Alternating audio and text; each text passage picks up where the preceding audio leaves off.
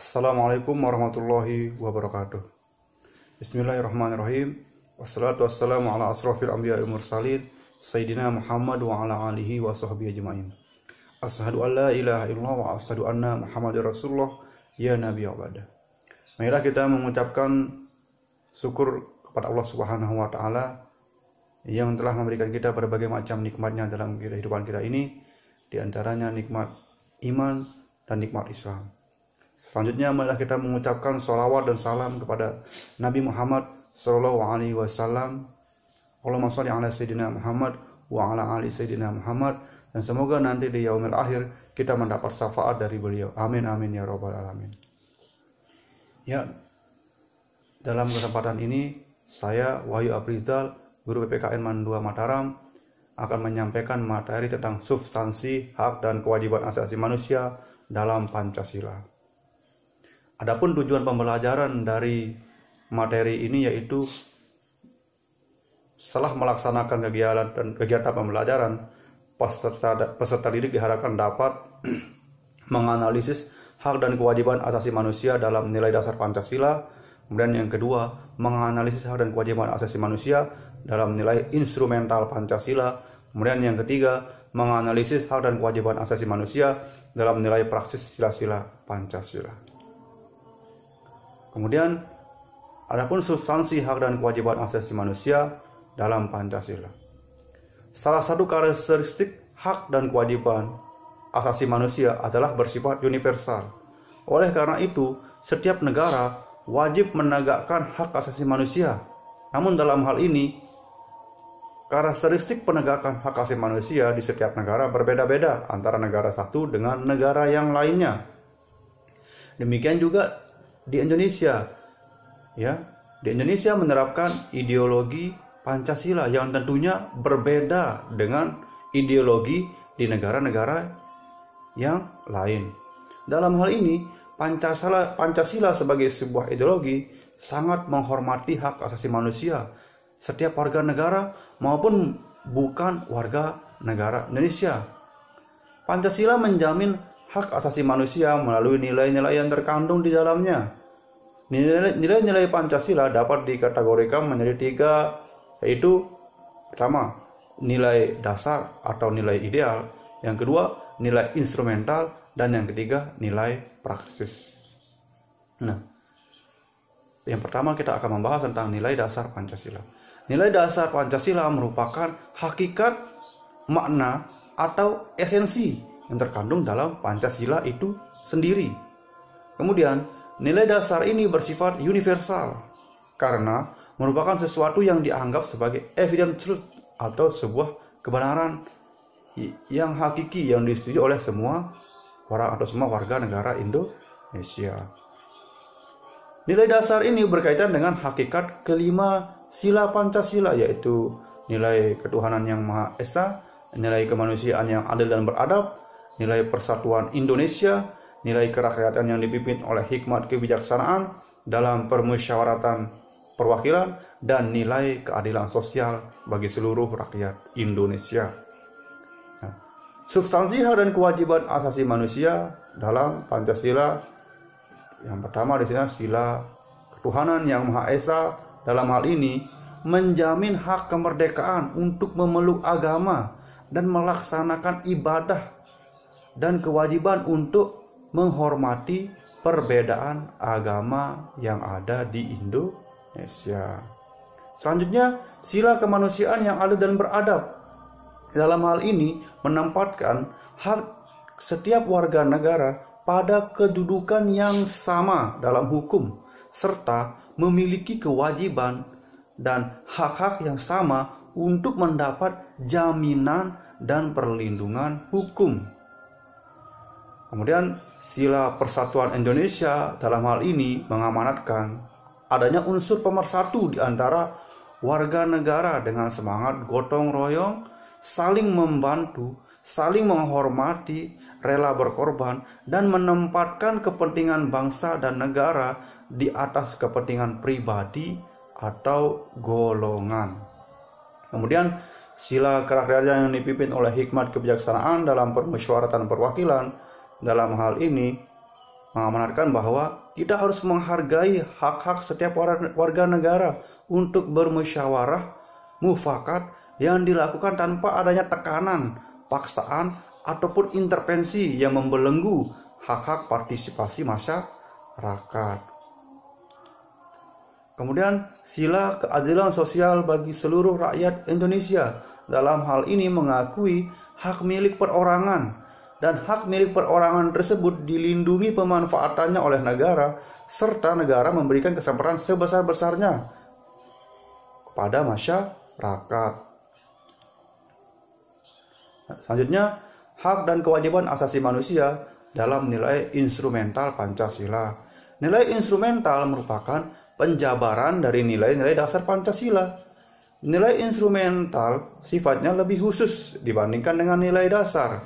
Dengan kata lain, nilai instrumental merupakan pedoman dalam pelaksanaan kelima sila Pancasila. Misalnya, dalam hal ini nilai instrumental dapat berupa undang-undang dasar, undang-undang, ya, sampai dengan dalam bentuk peraturan daerah. Nah, di sini pertama, adapun substansi hak dan kewajiban asasi manusia dalam pembukaan Undang-Undang Dasar Negara Republik Indonesia tahun 1945. Ya.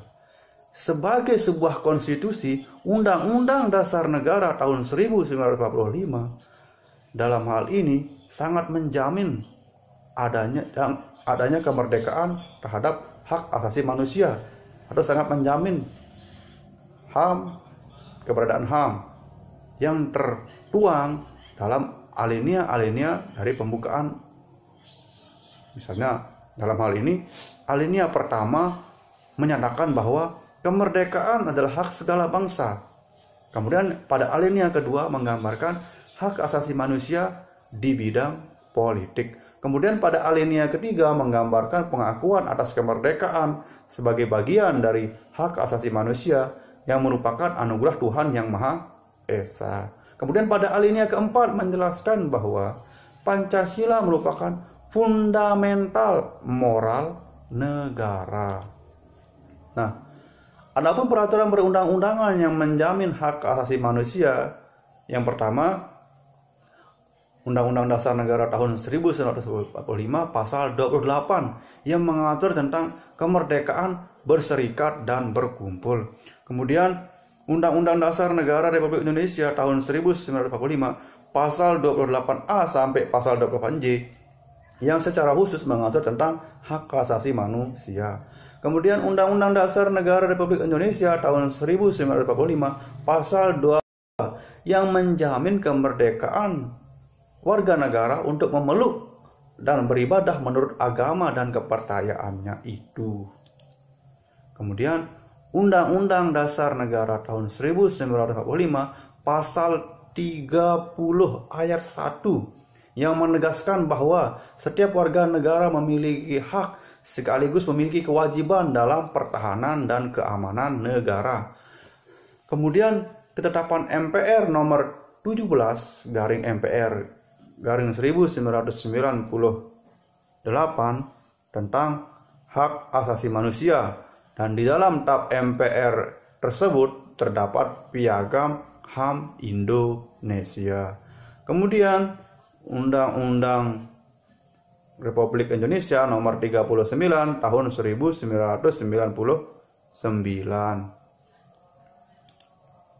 Kemudian ketentuan dalam peraturan pemerintah pengganti undang-undang Perpu nomor 1 tahun 1999 tentang pengadilan hak asasi manusia. Selanjutnya, adapun di dalam peraturan pemerintah nomor 3 tahun 2002 tentang kompensasi, restitusi, rehabilitasi terhadap korban pelanggaran hak asasi manusia berat. Kemudian keputusan Presiden nomor 50 tahun 1993 tentang Komisi Nasional Hak Asasi Manusia. Ya, demikian ya peraturan perundang-undangan yang menjamin hak asasi manusia. Selanjutnya, hak dan kewajiban asasi manusia dalam nilai praksis sila-sila Pancasila.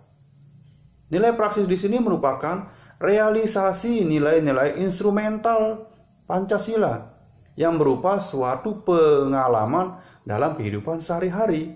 Nilai praksis Pancasila senantiasa berkembang dan selalu dapat dilakukan perubahan dan perbaikan sesuai perkembangan zaman dan aspirasi masyarakat.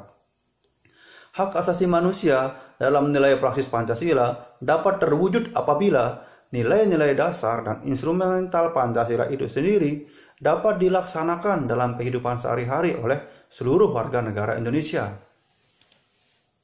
Nah, di sini adapun sikap positif dalam penegakan HAM sesuai dengan sila-sila Pancasila. Nah, di sini yang pertama sila ketuhanan yang Maha Esa. Dalam hal ini kita harus menghormati dan bekerja sama antar umat beragama sehingga terbina kerukunan hidup beragama. Kemudian juga kita harus saling menghormati kebebasan beribadah sesuai agama dan kepercayaan masing-masing. Kemudian kita juga tidak boleh memaksakan suatu agama dan kepercayaan kepada orang lain. Kemudian sila kemanusiaan yang adil dan beradab. Dalam hal ini kita harus mengakui persamaan derajat, hak, dan kewajiban antar sesama manusia. Kemudian kita harus juga menjunjung tinggi nilai-nilai kemanusiaan. Dan yang ketiga, kita harus menghormati dan bekerja sama dengan bangsa lainnya. Kemudian sila persatuan Indonesia dalam hal ini menempatkan persatuan, kesatuan, kepentingan dan keselamatan bangsa dan negara di atas kepentingan pribadi atau golongan. Dan juga kita harus rela berkorban untuk kepentingan bangsa dan negara. Kemudian yang ketiga, kita harus mewujudkan sikap cinta tanah air dan bangsa dalam kehidupan sehari-hari. Kemudian sila kerakyatan yang dipimpin oleh hikmat kebijaksanaan dalam permusyawaratan perwakilan dalam hal ini mengantarkan bahwa kita harus mengutamakan kepentingan negara dan kepentingan masyarakat. Kemudian mengutamakan musyawarah dalam mengambil keputusan untuk kepentingan bersama, di mana musyawarah ini merupakan ciri khas dari bangsa Indonesia. Selanjutnya, kita harus menerima dan melaksanakan setiap keputusan musyawarah. Meskipun misalnya tadi dalam musyawarah tersebut pendapat kita tidak dipakai sebagai keputusan, kita harus menerimanya dengan lapang dada hasil dari musyawarah atau kesepakatan tersebut. Kemudian pada sila yang kelima, sila keadilan sosial bagi seluruh rakyat Indonesia. Dalam hal ini kita harus menjaga keseimbangan antara hak dan kewajiban dengan cara melaksanakan kewajiban terlebih dahulu, baru kita menuntut hal-hal yang menjadi hak kita.